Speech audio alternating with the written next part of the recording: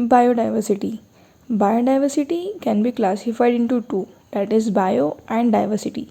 Bio means living organisms, diversity means variations. It means variety of living organisms on earth. Living organisms मतलब क्या? Living organisms मतलब कि कोई species हो, कोई फॉरेस्ट है, कोई डेजर्ट है, कोई फिशरीज़ है, एनिमल्स है, सब चीज़ को इंक्लूड कर लेते हैं लिविंग ऑर्गेनिज्म में. वेरिएशंस मतलब variety.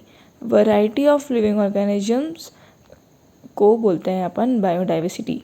It is described as degree of variations of life. ठीक है. It considers of micro organisms, plants, animals and ecosystem. Ecosystem मतलब क्या? Ecosystem as a whole. As a whole मतलब उसमें सब चीज़ आ गई. It represents the wealth of biological resources available to us.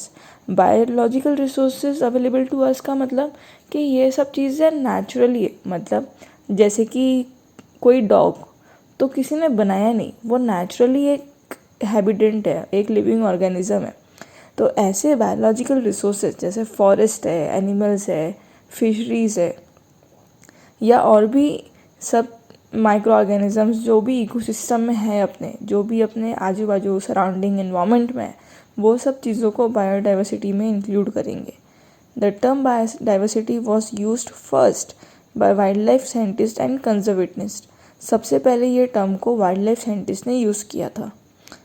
Definition दी गई है कुछ रिनाउंड लोगों द्वारा, जैसे कि biodiversity means variability among living organisms from all sources and ecological complexes of which they are part, and include diversity within species or within species of ecosystem. इसका ये मतलब हुआ जैसे कि एक सर्कल होता है इनहेबिटेंट्स का तो सबको सब चीज़ ज़रूरी है. जैसे कि लॉयन नॉन वेजिटेरियन होता है, मांसाहारी जानवर है. वो मांसाहारी मतलब नॉन वेजिटेरियन एनिमल है. अभी उसको जीने के लिए फॉरेस्ट और ग्रास नहीं चाहिए, उसको दूसरा एनिमल चाहिए.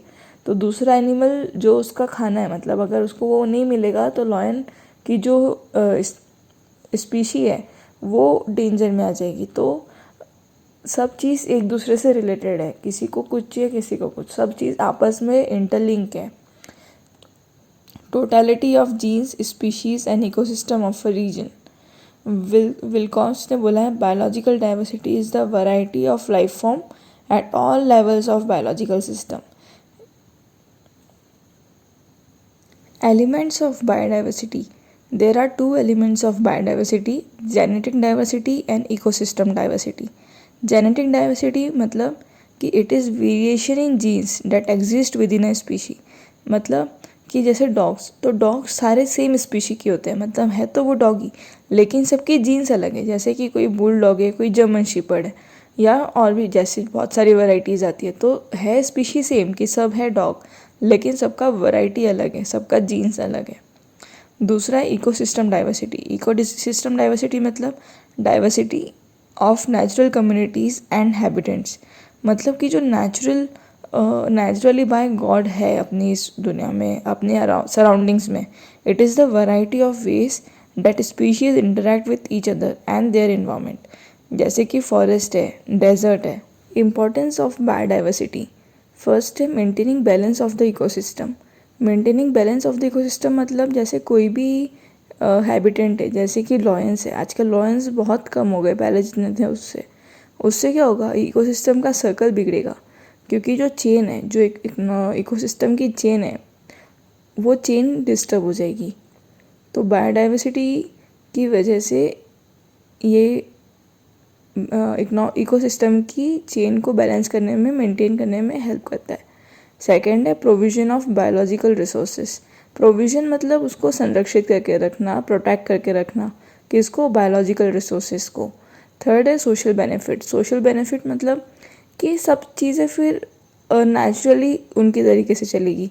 जैसे कि अभी इन्वायरमेंट है, हम लोग ध्यान नहीं रखते हैं, बहुत पॉल्यूशन करते हैं, क्लाइमेट चेंज होता है, उससे बहुत गर्मी पड़ती है, कहीं कहीं एरिया में बहुत ज़्यादा बारिश, फ्लड्स, ये सब होता है. तो बायोडाइवर्सिटी की वजह से अगर अपन उसको मल्टी डिसिप्लिनरी रोल प्ले करता है, जैसे ही अर्थ के लिए डिसिप्लिन वे में, तो अगर अपन उसको प्रॉपरली मेंटेन करेंगे प्लांट्स को, इनहेबिटेंट्स को, एनिमल्स को, तो वो सोशल बेनिफिट भी करता है।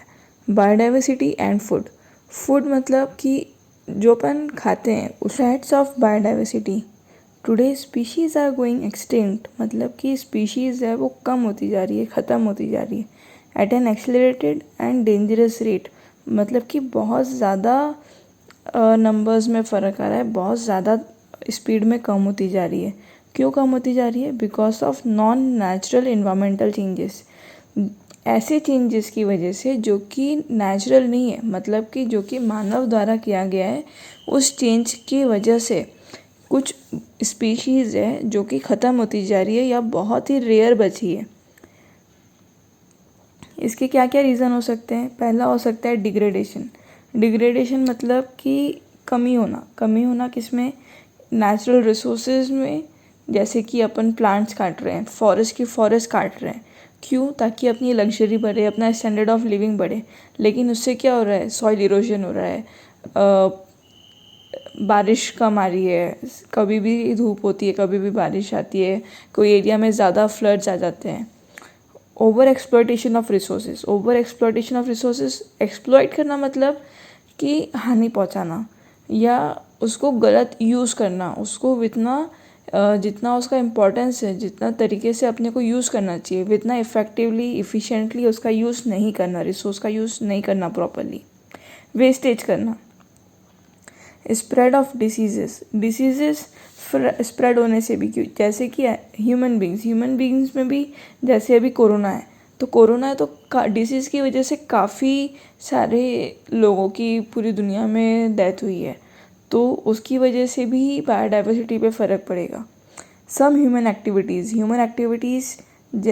ऐसी रहती है जिसकी वजह से क्लाइमेट में परिवर्तन आता है, जैसे कि पॉल्यूशन ज़्यादा करना, इंडस्ट्रियल सेटअप ज़्यादा करना। जितना अपन जैसे कि इंडस्ट्रियल सेटअप करते हैं तो गवर्नमेंट की गाइडलाइंस के हिसाब से अपने को जितना ही ग्रीनरी है, प्लांट्स है, उस पर भी, और पॉल्यूशन है तो उसको कैसे कंट्रोल कर सकते हैं, उस पर सब मेजर्स पे सब पे ध्यान देना चाहिए, जिससे कि अपने द्वारा बायोडाइवर्सिटी मतलब इन्वायरमेंट का प्रोटेक्शन अपन कर सके।